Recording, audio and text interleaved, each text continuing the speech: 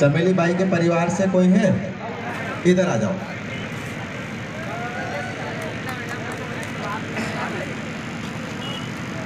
जल्दी आ जाओ बहन, आपका हेलीकॉप्टर का जो है यही बनाया हुआ है। आ जाओ। हमारे बीच धर्मपुरी जैसे विधायक पांचीलाल मेहता जी भी हैं, उनकी भी बात हम सुनेंगे।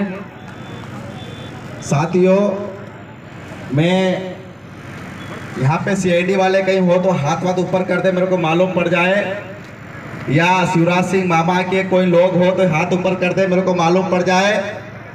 या फिर यहाँ पर बैठे हुए शिवराज सिंह चौहान, नरेंद्र मोदी के कोई लोग हो, भाजपा के आरएसएस के कोई लोग हो तो हाथ ऊपर कर दे।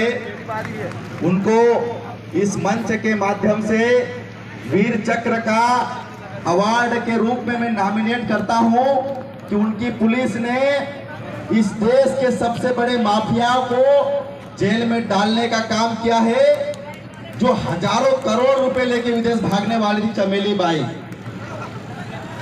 अगर कभी उसको 4-5 दिन में अगर जेल में नहीं डालते तो वो हजारों करोड़ रुपए लेकर जेल विदेश फरार हो जाती चमेली बाई। आप मुझे ये बताओ, आप लोग बोले सुमेर सिंह बड़ोले ये हंसी मजाक के बोल रहा है। सुमेर सिंह बड़ोले छुट्टियां नहीं है तुम्हारे सामने फ्रंट पर एडवोकेट के बोल रहा है। जब पुलिस प्रशासन आती है तुम्हारे पर हकीकत में कार्रवाई करते 34(2) की धारा लगाती है। मुझे आप ये बताओ, खरगोन जिले का एसपी मुझे ये बताए आके, यहाँ पे कलेक्टर मुझे ये आके बताए कि आदिवासियों के कितनों के पास दारू का ठेका है। आदिवासियों के एक भी ठेका दारू का नहीं है, लेकिन सबसे ज्यादा 34(2) का केस बनता है तो आदिवासियों के पर बनता है। साथियों, तो मैं तो बोलता हूं ये आईपीसी और सीआरपीसी सिर्फ अंग्रेजों की देन थी, जिनको आरएसएस और भाजपा तुम्हारे ऊपर इस्तेमाल कर रही है। मुझे ये बताओ, ये कौन से देश में करोड़ रुपए लेके भागने वाले लोग थे जिनको जेल में डालने का काम किया? मुझे ये बताओ, ये दीदी आपका हेलीकॉप्टर कहीं रखा हुआ यहाँ पे कहीं?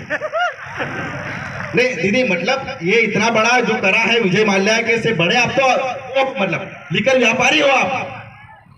इतना बड़ा मतलब यहाँ पे लोग शामिल हुए, इतना बड़ा कहीं हो तो बताओ हमको भी। नहीं है ना? लेकिन लिकर व्यापारी सबसे बड़ा केस बना इन्होंने। दिक्कू इस देश में सबसे ज्यादा राज कर रहे हैं। अगर बेकार निकाल के देखोगे तो सबसे ज्यादा ठेको दिक्कुओं को मिला हुआ है। लेकिन केस किस पे बनता है? आदिवासियों बनता है। साथियों, मेरी माँ ने मुझे जब बचपन में था मैं तो मुझे खेत होते कि खिड़ी में भर के तो खेत में लेके जाती थी। जब उन्होंने कहा था मुझे तेरे कान में दर्द हो रहा था, मुझे दारू का जो है ना, जो पारा बोलते क्या बोलते उसको, उन्होंने कान में डाला था, वो कान दुखना बंद हो गया था। उसके बाद में वो गले भराते थे, मेरे को गले भराते थे तो भरवा आना तो दो उंगली डाला था नाक वो गले में। किसी ने डाला हो तो मालूम होगा, यहाँ पे आदिवासी मेरे भाई मौजूद हैं। वो जब डालना था तो किसी ने आके कहा इसको दोबारा पिला देना, तुम्हारा पोरिया को गले भराना बंद हो जाएगी। वो दारू के आधा गिलास मेरे को पिलाया गया था। मेरी माँ के द्वारा आज तक मेरे को गले नहीं भरा है। तुम्हारे सामने दहाड़ रहा है सुमेर सिंह बड़ोले। तो ये जो सरकार बोलती है ना कि तुम्हारे लिए दारू ये दुख का कारण है, हमारे लिए दारू दुख का कारण है। दारू तुम्हारे लिए दुख का कारण है क्योंकि तुम्हारे उद्योगपतियों को बेचने का मौका नहीं मिलता है। क्योंकि ये लोग, अगर ये देसी दारू बिकेगी तुम्हारी विदेशी दारू बंद हो जाएगी। तो ये सबसे बड़ा 34(2) का केस है साथियों। तो आपके ऊपर षड्यंत्र की तरह अपनाया जाता है। मुझे बताया गया था, यहाँ का सांसद है, मैं सवाल टीआई वीआई ऐसा ही वैसा ही वीडियो बना लो रहे कि कहाँ से कहाँ देखने बना लो, मेरे को कोई फर्क नहीं पड़ता है। ये सुमेर सिंह बड़ोले जामदा बेड़ी बोम्बे बलकड़ का है, ये तुम्हारे सामने बोल रहा है। साथियों, मैं कोई टीआई से एसपी कलेक्टर से सवाल करने नहीं आया हूँ। मैंने कोई टीआई को वोट नहीं दिया है। मैंने यहाँ के सांसद गजेंद्र पटेल और सुमेर सिंह सोलंकी को चुना है।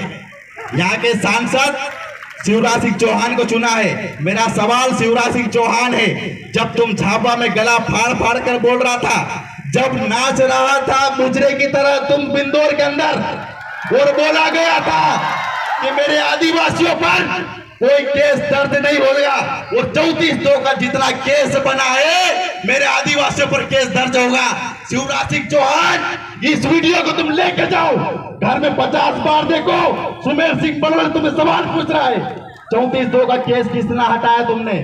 साथियों, इस देश का मूल मालिक कहने के नाम पर आदिवासी है, लेकिन इस देश के मूल मालिक को आज कुत्ते बिल्ली की तरह जीने पर मजबूर कर दिया है।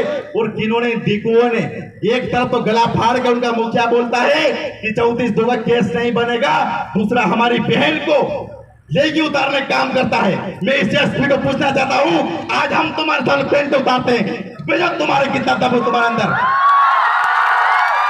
अगर तुम्हारी मां ने दूध पिया है, आओ हम तुमको बताते हैं कितना तुम्हारे अंदर दम है। हम तुमको बताते हैं हमारे अंदर दारू कितनी छुपी है।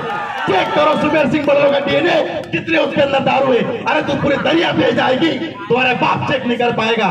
तेरी हिम्मत कैसे हुई? इस आदिवासियों ने, जैसे मेरे भाई ने बताया कि चड्डी में भगाया अंग्रेजों को, इसके पहले ईस्ट इंडिया कंपनी को भगाए। अरे तुम गांडू पांडू हमारे भाई लगोगे? 4 दिन का आए वो लोग हो, तुम हमारे भाई लगोगे? तुम्हारी औकात नहीं है। जिन्होंने ईस्ट इंडिया कंपनी हमको गुलाम नहीं बना पाए, अंग्रेज तुमको पूरा लूट के ले गए, आदिवासियों को कभी गुलाम नहीं बना पाए। तुम्हारे कितने साल हुए तुमको? 4, 8, 50 साल, 60 साल हुए कि कितने साल हुए? तुम हमको बताते हो, लेकिन साथियों कहीं ना कहीं हमारी कमजोरी है, इसको मानता हूं, हमारे कमजोर। अगर हमारे समाज में गजेंद्र पटेल जैसे दलाल नहीं पैदा होते तो आज हम कहीं और होते। गजेंद्र पटेल, मैं बोलता हूँ, नाम बोले, वीडियो बना के भेजो उसके सामने भेजो। सुमेर सिंह बड़वल तेरे को दलाल बोला, एफआईआर दर्ज करा, जा जेल में करा उसको। सुमेर सिंह बड़वल तेरे को दलाल बोला है। गजेंद्र पटेल एक आदिवासी, उसकी बहन की लेगी उतरवाई गई, उसकी बहन को थाने में अंदर बंद करा गया। गजेंद्र पटेल क्यों नहीं बोला?